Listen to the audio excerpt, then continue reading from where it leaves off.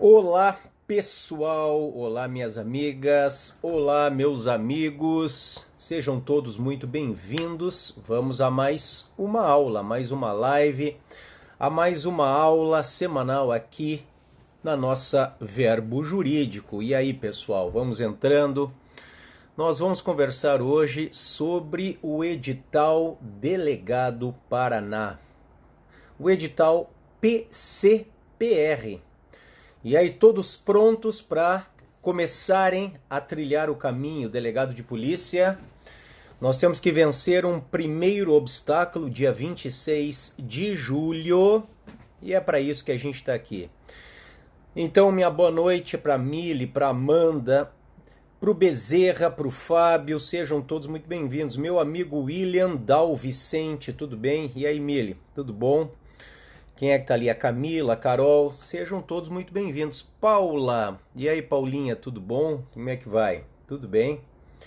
Bom, enquanto vocês vão entrando, eu quero convidá-los para o nosso curso aqui da Verbo, específico para o concurso Delegado Paraná, porque se vocês analisarem o edital, vocês vejam que só para a primeira fase, as nossas matérias ligadas ao penal, elas são metade da prova, né? São 15 questões objetivas de direito penal, são 15 questões objetivas de processo penal e são 15 questões objetivas de legislação penal especial. Então são 45 questões na prova objetiva relacionadas ao penal. Penal, processo e LPE, legislação penal especial, tá? Então vamos lá, né? O penal está em cima, o penal ele é o carro-chefe dos concursos carreiras policiais e não é diferente para delegado de polícia, né? Nas discursivas, então, uma vez vencida a prova objetiva, nós teremos depois as discursivas, são 7 questões, sendo que 4 relacionadas ao penal também. 2 de direito penal, 2 de processo penal e tanto no direito quanto no processo podem vir e virão a legislação penal especial, tá? Bom, o nosso curso aqui da Verbo Jurídico, ele terá como professor de Direito Penal, este que vos fala, eu darei todo o Direito Penal, darei e já estou dando, né? Nós já temos alunos, nosso curso de Direito Penal, nosso curso de Delegado Paraná, Direito Penal todo comigo, Processo Penal todo com o Henrique Hoffman, tá? Delegado de polícia, um baita professor, tenho certeza que todos vocês conhecem ele. Legislação penal especial com o Gabriel Habib, dispensa comentários também, um professor excepcional. A Tayane Moraes, delegada do Rio de Janeiro, ela estará no Constitucional, tá? Com a gente nesse timaço aí de professores aqui da Verbo Jurídico, tá? Vamos lá então? Eu estou dando as boas-vindas para vocês e o meu objetivo é o enfrentamento do direito penal. Dentro do curso eu darei todo o direito penal, parte geral e parte especial. Bom, e aí Ed, meu amigo, tudo bom? Thaisa, tudo bem? Antônio, Léo, Borba Camargo, e aí pessoal, sejam bem-vindos, tá? Uma pergunta recorrente que eu recebo dos alunos, eu recebo muito no meu direct aqui no Instagram, @prof.alexandresalim professor, pode cair o pacote anticrime? Bom, é lógico que pode, não só pode, como vai cair o pacote anticrime. Primeiro porque o nosso edital foi publicado em abril de 2020. E o pacote anticrime nada mais é do que uma lei federal, é a Lei 13.964 de 2019. O pacote anticrime entrou em vigor no dia 23 de janeiro de 2020. Então veja, o edital é posterior à vigência do pacote anticrime.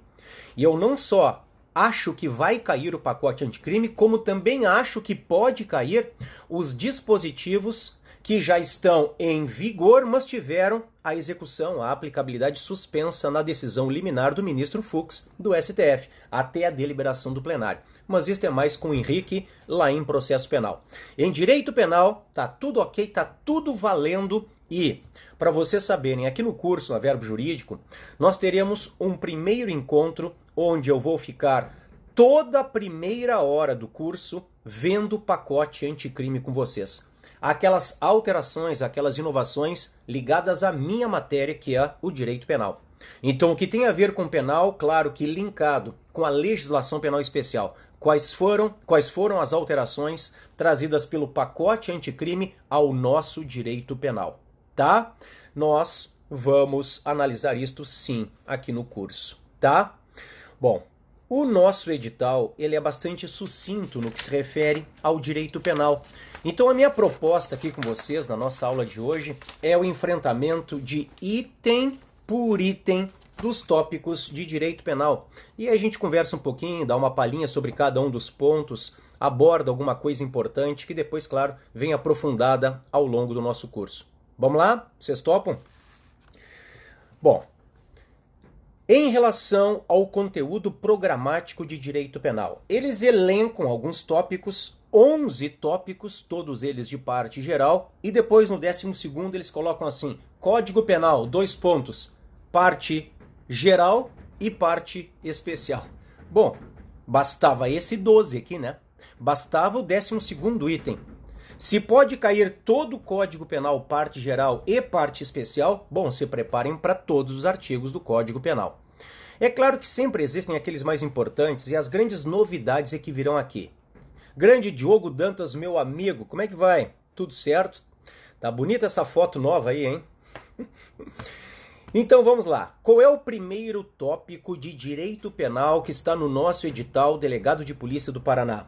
Tópico 1. Em direito penal, princípios constitucionais do direito penal.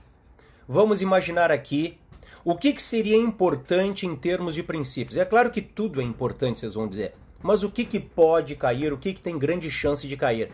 Princípio da insignificância. Então vamos lá. Qual é a natureza jurídica do princípio da insignificância? É uma causa de exclusão da tipicidade. E aí, Diogo Dantas, meu amigo? É uma causa de exclusão da tipicidade material. O princípio da insignificância é uma causa de exclusão da tipicidade material.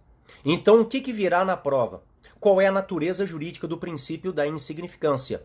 Ele exclui, letra A, tipicidade formal, B, tipicidade material, C, ilicitude, D, culpabilidade, letra E, punibilidade. Você vai marcar tipicidade material. Se não houver alternativa em tipicidade material, mas somente tipicidade, marque tipicidade, ela será o nosso gabarito. Tá?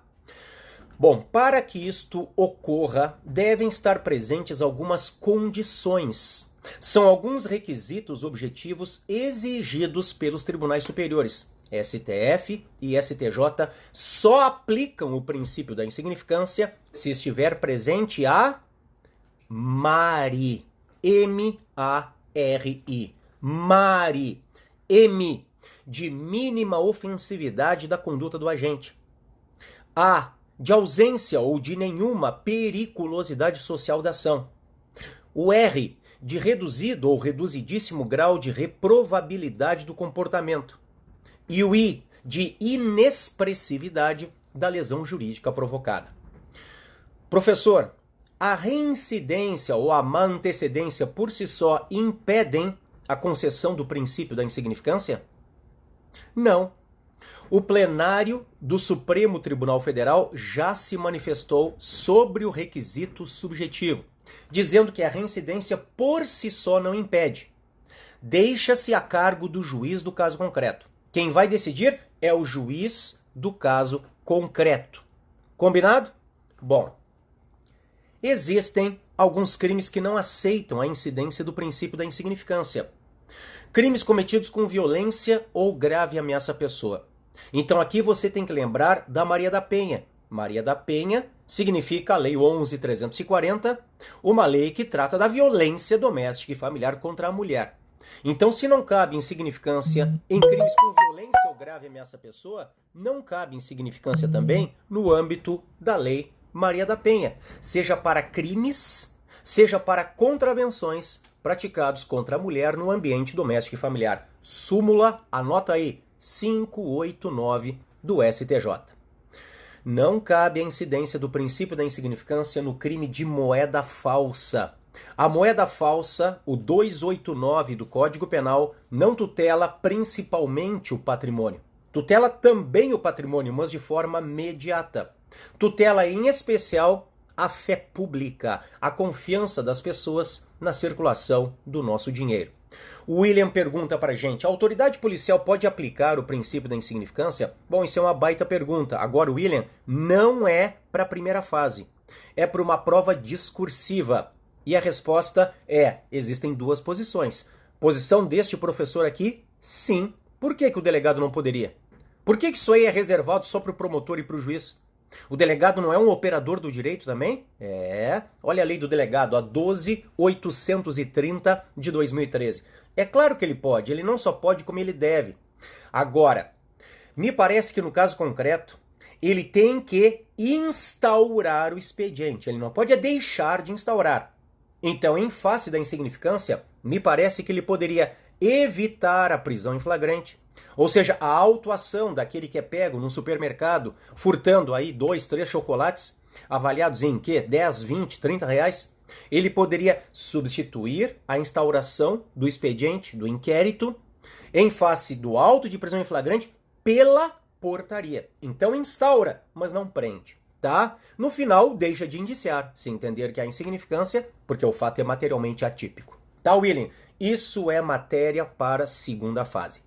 Bom, lembrem ainda da súmula 599 do STJ, 599.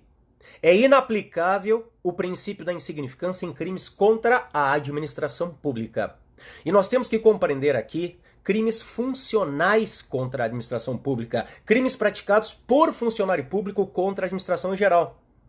Por quê? Porque ali não se tutela somente o patrimônio público, mas também a moralidade administrativa.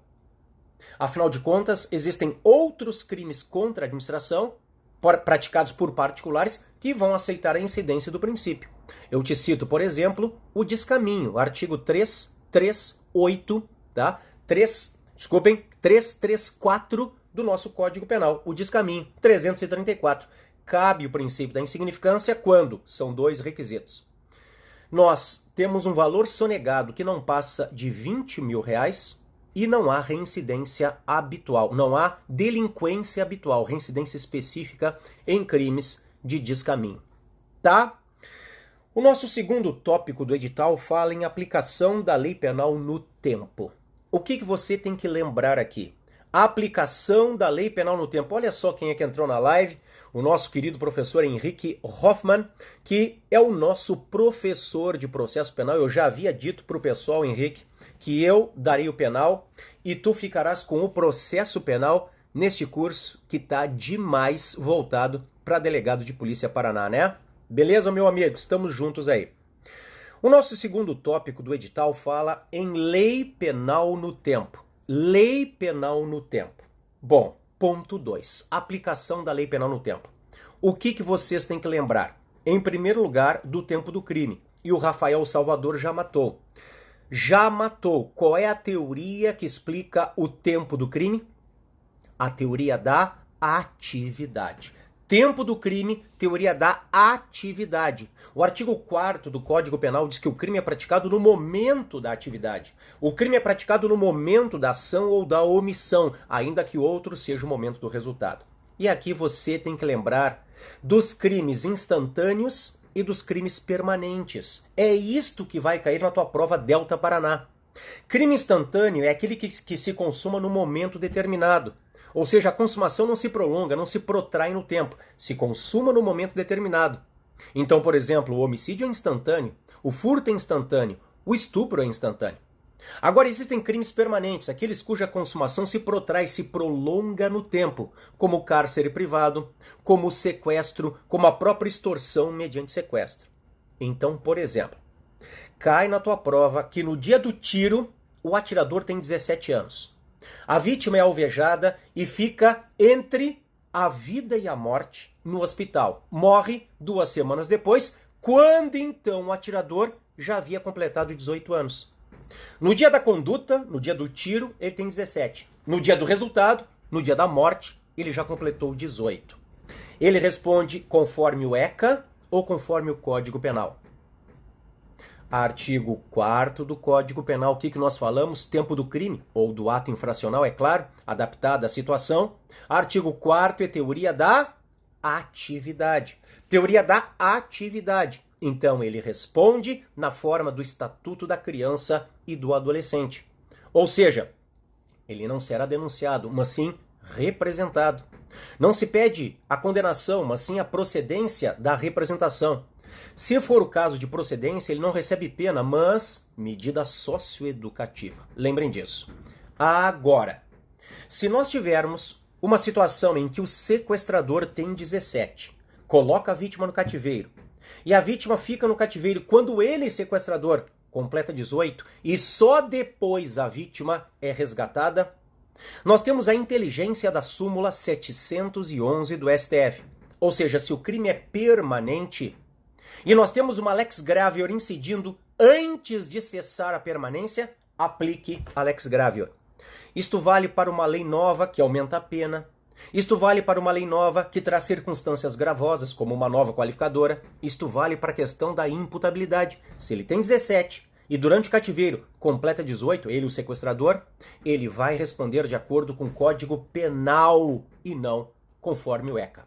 Na primeira situação, você tem um homicídio, que é crime instantâneo, artigo 4º do Código Penal. Na segunda situação, você tem um crime permanente. E aí o fundamento não é mais o artigo 4º do CP, mas a súmula 711 do STF, tá? Olá, professora Andréia, querida colega de docência, professora de penal também, colega de Ministério Público, a professora Andréia é MPF, bom te ter aí, minha amiga. O terceiro ponto do nosso edital, e nós estamos enfrentando o edital Delta Paraná, em penal, fala em aplicação da lei penal no espaço. Bom, o que vocês... Professor, podem cobrar tudo do pacote anticrime? Eu acho que sim, Pablo. Eu acho que sim. Primeiro, porque o edital Delta Paraná é posterior ao pacote anticrime. Ele é de abril de 2020. E o pacote anticrime, que é a lei de 2019, a 13964, está em vigência desde o dia 23 de janeiro de 2020. Bom, em penal está tudo valendo. A discussão é em processo penal, porque alguns institutos de processo penal tiveram a aplicabilidade suspensa na liminar do ministro Fux, do STF, na véspera, no dia 22 de janeiro. Até quando essa suspensão? Sine die, até a deliberação do plenário do STF, tá? Mas, a meu ver, podem sim ser indagados dispositivos como o juiz das garantias e a nova disposição do artigo 28 do CPP, tá? Vamos lá então. Pergunto por que vem como conteúdo de leis penais especiais. Eu sei. Essa será uma discussão, tá? Mas me parece que o delegado de polícia, ele tem que conhecer o pacote anticrime. Você não acha? Você não concorda comigo? E até porque, veja assim, lá no penal diz assim, cai tudo do Código Penal, parte geral e parte especial. O pacote anticrime nada mais é do que uma lei, vamos falar só do penal, que altera o Código Penal. Então as alterações já estão no Código Penal. Se o edital diz que cai todo o Código Penal, cai o Código Penal atualizado pelo pacote anticrime. Eu não vejo nenhuma dúvida em relação a isso, tá? Eu acredito que vai cair e vai cair muito o pacote anticrime. Eric, você e eu, é o que vai cair, vai despencar pacote anticrime. Tanto que na nossa primeira aula, aqui no concurso para delegado, no curso para delegado Paraná aqui da Verbo, eu só falarei sobre o pacote anticrime. Nós ficaremos 1 hora abordando todas as inovações de direito material, de direito penal, do pacote anticrime, tá? Da Lei 13.964/2019, que entrou em vigor no dia 23 de 1 de 2020. Ponto 3, aplicação da lei penal no espaço. O que nós temos que lembrar aqui? Do lugar do crime. Lugar do crime, artigo 6º do Código Penal, teoria da ubiquidade. Então vale tanto para o lugar da atividade quanto para o lugar da produção do resultado, para os dois. Ubiquidade é uma teoria mista. Vale tanto o lugar da ação ou omissão quanto o lugar da produção do resultado. É por isso que eu sempre digo para os meus alunos, o macete da luta. L-U-T-A. L de lugar, U de ubiquidade. T de tempo, A de atividade. O lugar do crime é explicado pela teoria da ubiquidade, o tempo do crime pela teoria da atividade. O artigo 6º do Código Penal serve para os chamados crimes à distância. Aqueles crimes de intervalo ou de espaço máximo. Aqueles crimes que envolvem pelo menos 2 países. A conduta se dá em um país e o resultado se produz em outro país. Lembrem disso, por favor.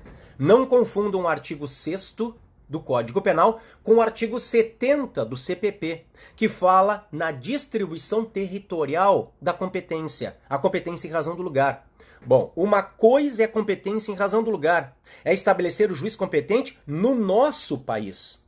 Outra coisa é um fato envolver 2 ou mais países, nós vamos para o Código Penal, artigo 6º. Tá? Vamos lá, nós que lutamos, mestre, me diz a Bianca. Bianca, a gente tá junto nesta luta, minha amiga. Vamos lá, Bianca, vamos lá, vai dar certo, tá? Esse é o concurso de vocês. O ponto 4 fala em interpretação da lei penal. Aqui eu quero que vocês lembrem da diferença entre analogia e interpretação analógica. Na analogia não existe a lei. Você busca outra lei que regulamenta um caso semelhante.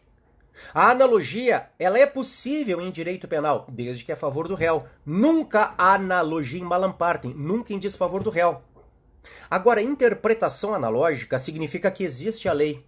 Mas a lei traz, na primeira parte, uma fórmula casuística, seguida na segunda parte de uma fórmula genérica. A interpretação analógica pode ser contra ou pode ser a favor do réu, ambas aceitas em direito penal. Exemplo disso são as qualificadoras do homicídio. Então, por exemplo, o homicídio é praticado à traição, de emboscada, mediante dissimulação, ou outro recurso que dificulte e impossibilite a defesa da vítima. Muitos de vocês sabem que eu sou promotor criminal no júri. Eu hoje trabalho na primeira vara criminal de Caxias do Sul. Eu sou promotor do júri de Caxias do Sul. Para quem não sabe, é a segunda maior cidade do Rio Grande do Sul. Bom, o que acontece?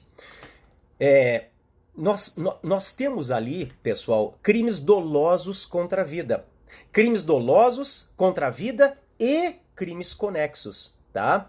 Bom, nas qualificadoras eu dizia para vocês, ou qualquer outro recurso que dificulte ou impossibilite a defesa da vítima. Veja, muitas vezes eu denuncio usando a surpresa.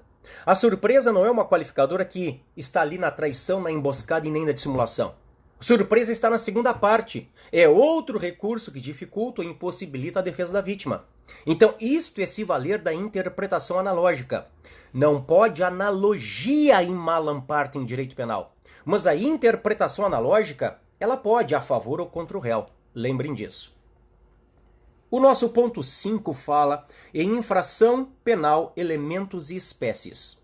Bom, está vinculado, claro, ao ponto 7, que fala tipicidade, ilicitude, culpabilidade e punibilidade. Eu já volto a esses tópicos. Antes, vejam o ponto 6, sujeito ativo e passivo da infração penal. Lembro aqui, o latrocínio é da competência do júri, professor, não, meu querido Rafael. O latrocínio só vai a júri se for conexo a crime de júri. Ou seja, se for conexo a um homicídio doloso. O latrocínio não vai a júri, Rafael, leia a súmula 603 do STF. Não vai a júri, tá? É crime contra o patrimônio. Bom, e eu dizia para vocês, no ponto 6, sujeitos, lembrem da pessoa jurídica. A pessoa jurídica pode ser sujeito ativo de crimes no Brasil? Pode, só em um caso. Crimes ambientais. Só em um caso. Crimes ambientais. A pessoa jurídica só pode ser sujeito ativo de crimes ambientais, artigo 225, parágrafo 3º da Constituição, combinado com a Lei 9.605 de 98. Tá? Querida Bianca, o latrocínio nem sempre é crime préter-doloso, tá? Crime préter-doloso ou préter-intencional é aquele em que há dolo na conduta antecedente e culpa no resultado consequente. Dolo no antes e culpa no depois. Dolo no antes e culpa no depois. O latrocínio, é claro que pressupõe dolo no antes, dolo no roubo. Mas pode ocorrer com dolo ou com culpa na morte. O latrocínio só será préter-doloso se houver dolo no roubo e culpa na morte. Agora, Bianca, eu te digo isso como ex-delegado de polícia que eu sou e promotor criminal há 20 anos, né? No mais das vezes, o latrocínio é praticado com dolo na morte. Dolo no roubo e dolo na morte. O sujeito fuzila a vítima. Dolo mais dolo. E isso não é crime préter-doloso. Tá? Já chego lá, meu amigo Borba Camargo, já chego lá. Bom, matamos o ponto 6. Os pontos 5 e 7 trazem teoria do crime. E aí você tem que lembrar que o conceito analítico que prevalece no Brasil é o conceito tripartido. O crime é um fato típico, ilícito e culpável. Vamos lá. Nesta live que eu estou trabalhando, pincelando tópicos aqui do nosso edital. Me citem rapidamente uma causa que exclui o fato típico, uma causa que exclui a ilicitude e uma causa que exclui a culpabilidade. Rapidamente, vamos lá. Causa que exclui o fato típico. Eu já falei de uma há pouco. Princípio da insignificância. Causa que exclui fato típico. Vamos lá, outra. Crime impossível. Causa que exclui fato típico. Uma terceira. Quem é que lembra? Erro de tipo essencial, excusável ou inevitável. Causa que exclui ilicitude, qualquer uma do artigo 23 do Código Penal. Legítima defesa, estado de necessidade, estrito cumprimento de dever legal, exercício regular de direito. Cuidado com a teoria do Zaffaroni, chamada tipicidade conglobante. Para o Zaffaroni, para a teoria da tipicidade conglobante, o estrito cumprimento de dever legal e o exercício regular de direito excluem a própria tipicidade e não, como o nosso código diz, a ilicitude. Tá? Vamos lá. Causas que excluem culpabilidade. Há várias, né? Vou citar aqui, por exemplo, as que estão no artigo 22 do Código Penal. A coação moral irresistível e a obediência hierárquica à ordem não manifestamente ilegal. Cuidado! Coação moral irresistível exclui a culpabilidade do coagido. Porque a coação física irresistível exclui, quem é que lembra? A própria conduta, a própria tipicidade, o fato típico do coagido, tá? Meu amigo Giba Saldanha, obrigado, meu amigo. Que saudade do amigo, hein? Meu grande parceiro de aulas aqui do Verbo Jurídico, né?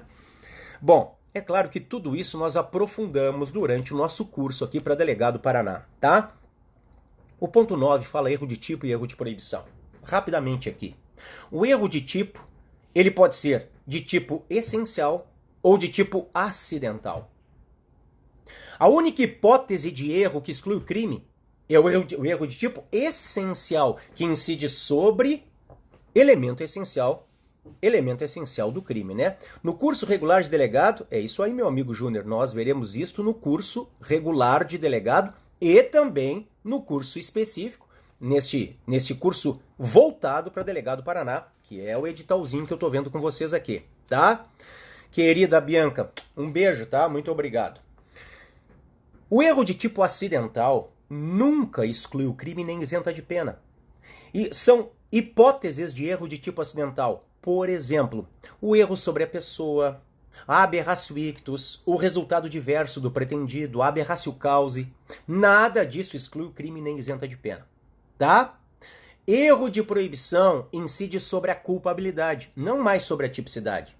O erro de tipo, quando for essencial e excusável ou inevitável, é o que exclui a tipicidade. Exclui dolo e culpa, né? Diz o artigo 20 caput. Agora, o erro de proibição exclui a culpabilidade e isenta de pena quando for excusável ou inevitável, tá? Ponto 10 traz imputabilidade penal, que na verdade seria totalmente desnecessário. Por quê? Porque o ponto 10 já está no ponto 7. Quando se fala no ponto 7 em culpabilidade, é claro que se engloba imputabilidade. Qual é a estrutura da culpabilidade hoje para a teoria do crime? Qual é a estrutura da culpabilidade? Culpabilidade hoje, para uma teoria normativa pura, é formada por imputabilidade, potencial consciência da ilicitude e exigibilidade de conduta diversa. Então a imputabilidade, ponto 10, já está dentro da culpabilidade, ponto 7. Rapidamente, o que exclui culpabilidade? Na verdade, o que exclui imputabilidade? Ponto 10. Rapidamente. Artigo 26, caput do Código Penal. Doença mental, desenvolvimento mental incompleto, desenvolvimento mental retardado. Menores de 18 anos, artigo 27. Embriaguez acidental completa, artigo 28, parágrafo 1º. São as 5 causas de exclusão da imputabilidade. E aí nós chegamos ao ponto 11, concurso de pessoas. O que vai cair em concurso de pessoas? Obviamente a teoria do domínio do fato. A teoria que explica a autoria e diferencia autor de partícipe. Teoria de Roxin, teoria do domínio do fato, utilizada pelo STF no julgamento do mensalão, que é a AP 470. A teoria do domínio do fato, uma teoria objetivo-subjetiva, para explicar autor e o diferenciar de partícipe. Você tem que lembrar aqui, isso, claro, eu vou detalhar no nosso curso. É só uma degustação, vamos falar assim, uma canja, tá? Domínio da ação, domínio da vontade e domínio funcional do fato. Domínio da ação explica a autoria imediata. Domínio da vontade explica o autor mediato. Domínio funcional do fato explica a autoria funcional. O que é autor funcional? É isso que vai cair. O que é o conceito moderno de autor funcional? Você sabia que há decisões do STJ dizendo que o motorista que leva os comparsas para o assalto ao banco, fica no carro esperando, em nenhum momento desce, não pega em armas, mas ele dá fuga para os comparsas? Para o STJ é autor funcional? Não é partícipe? É autor funcional? O que é autor funcional? Autor funcional, você tem que lembrar que dentro de uma organização criminosa, onde há divisão de tarefas entre os seus membros, nós temos como comportamentos relevantes durante a execução do plano delitivo global o autor funcional. Tudo isso eu especifico contigo durante as nossas aulas. E aí chegamos no último ponto de penal, o ponto 12, que aí abre tudo, né? O ponto 12 diz, Código Penal, 2 pontos, parte geral e parte especial. Bom, começa no artigo 1º e vai até o último dos artigos, né? Vai até o último dos artigos. Professor, desses 11 pontos de direito penal, quais o senhor acha mais importantes? Eu vou separar as nossas aulas a partir de conteúdo e de questões pelos pontos mais importantes, tá, meu querido? De repente a gente fala sobre isso numa próxima live. Olha quem entrou agora. O professor Douglas Fischer. Se vocês não conhecem o Douglas Fischer, vocês precisam estudar mais, tá? O professor Douglas Fischer é membro do MPF e é uma das maiores autoridades de processo penal do Brasil. Tá? Quem quer aprender processo penal, direito penal, quem quer se atualizar em jurisprudência tem que seguir o professor Douglas Fischer, tá? Um beijo, meu amigo, saudades tuas, tá? Bom, e aqui uma pergunta de vocês disse respeito à questão da automutilação. O que eu acho que pode vir em parte especial? Obviamente virá o pacote anticrime, bom, que seria tema para uma próxima live. Eu vou começar o nosso curso com o pacote anticrime. Eu vou falar durante a primeira hora do nosso curso só sobre o pacote anticrime relacionado ao direito material. Todas as inovações, todas dentro do Código Penal. Agora, tem inovação que não faz parte do pacote anticrime. Por exemplo, a Lei 13.968. Lembrem, o pacote anticrime é a 13.964. Posteriormente ao pacote anticrime, portanto a 13.968, altera o artigo 122 do Código Penal, que era até então incitação ao suicídio, e hoje é incitação ao suicídio ou à automutilação. É claro que incitar a automutilação não vai a júri, embora tecnicamente esteja dentre os crimes ali contra a vida, mas não vai a júri, obviamente. O que vai a júri é crime contra a vida, é incitação ao suicídio. Incitação à automutilação não é crime contra a vida, embora tecnicamente esteja dentre eles no Código Penal, tá? Eu vou te mostrar durante as nossas aulas que hoje o caput do artigo 122, incitação ao suicídio ou à automutilação, de crime condicionado passa a ser crime formal. Ou seja, se consuma o caput, se consuma com a mera conduta, com o induzir, com o instigar ou com o prestar auxílio, que é o auxiliar. Induzir é fazer nascer a ideia na cabeça do agente. Instigar é reforçar uma ideia que já existe. E auxiliar é fornecer meios materiais. Veja, basta isso hoje para consumação. Eu não tenho mais um crime condicionado. Portanto, o 122 caput passa com a Lei 13.968 a admitir a tentativa. O que eu acho que pode vir em parte especial também? As alterações ao roubo que advieram com o pacote anticrime. Então, por exemplo, você hoje tem uma majorante que é o emprego de arma branca. Sabia que foi assim que nasceu o Código Penal? Originalmente, o roubo tinha uma majorante que era emprego de arma, dizia lá. E a arma, para nós, do direito penal, pode ser própria ou imprópria. A arma própria é aquela que foi construída para atacar ou defender, como um revólver. A arma imprópria foi aquela que não foi construída para atacar ou defender, mas pode ser usada com este fim. Exemplo clássico é a faca de cozinha. Bom, tanto a arma própria quanto a imprópria, originalmente no Código Penal, artigo 157, parágrafo 2º, inciso 1º, aumentavam a pena na terceira fase.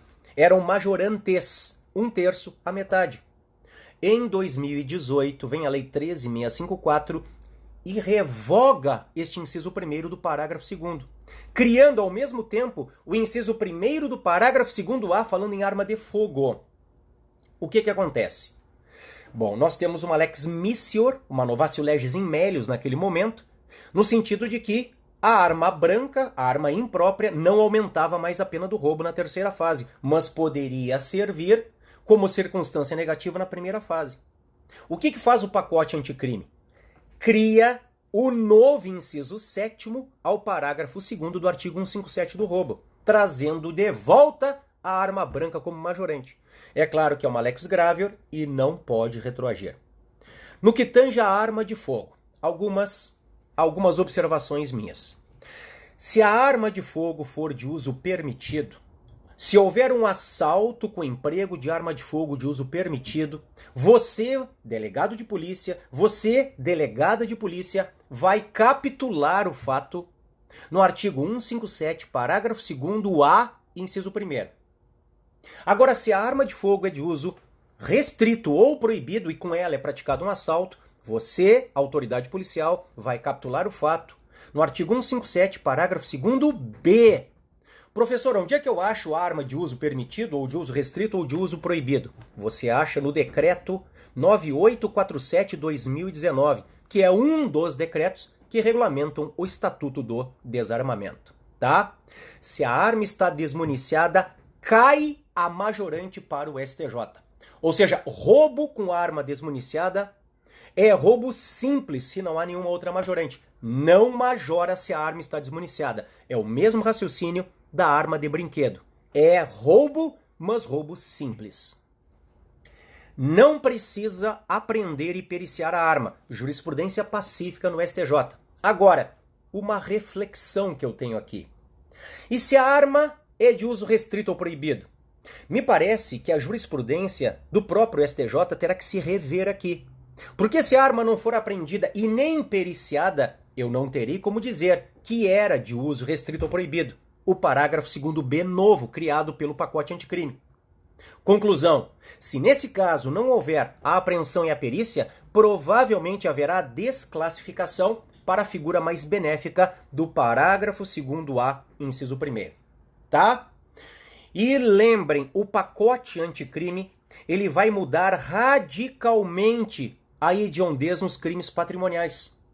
Hoje nós temos um furto que é hediondo, que é o artigo 155, parágrafo 4º A. O furto quando há emprego de explosivo. Então, explodir um caixa eletrônico para subtrair valores, hoje é crime hediondo. No roubo, antes só o latrocínio era hediondo. Agora, restrição da liberdade da vítima é hediondo. Emprego de arma de fogo é hediondo sempre, seja arma de uso permitido, restrito ou proibido. E o roubo qualificado é sempre hediondo também. Sempre, não só quando há morte, latrocínio, mas também quando há lesão grave. Muda-se a hediondez na extorsão. Antes era só extorsão com morte, 158, parágrafo 2º. Agora, pacote anticrime, diz lá, é hedionda a extorsão 158, quando há restrição da liberdade da vítima, quando há lesão corporal, não fala grave, abre o olho, quando há morte. E onde estava 158, parágrafo 2º, hoje está 158, parágrafo 3º. Tá? Tudo isso, pacote anticrime, a gente vai ver com calma durante as nossas aulas aqui no Verbo Jurídico, tá? Já são 19h40, eu estou falando há 40 minutos sem parar, me despeço de vocês, deixando um beijão para vocês, tá? Vamos aproveitar esse tempo de isolamento para estudar, para nos qualificar e, claro, sempre, antes de mais nada, com muito cuidado, eu espero que todos vocês e seus familiares estejam muito bem nesse período de crise, tá? contem comigo, contem conosco aqui na Verbo durante a preparação de vocês, tá? Vocês me encontram aqui no Instagram como @prof. Alexandre Salim e nós estamos juntos no Verbo Jurídico, seja no curso para Delegado Paraná, seja na preparação para MP. Eu sou coordenador do Promotor Carreiras Jurídicas, que é, sem sombra de dúvidas, o melhor curso de preparação para promotor de justiça do Brasil, tá? Mais de 600 horas de aula, mapas mentais, questões de simulados inéditos, tudo isso você recebe no nosso curso. Tá bem? Estamos juntos e vai dar certo. Contem comigo, tá? Até a próxima live, bons estudos e aquele abraço!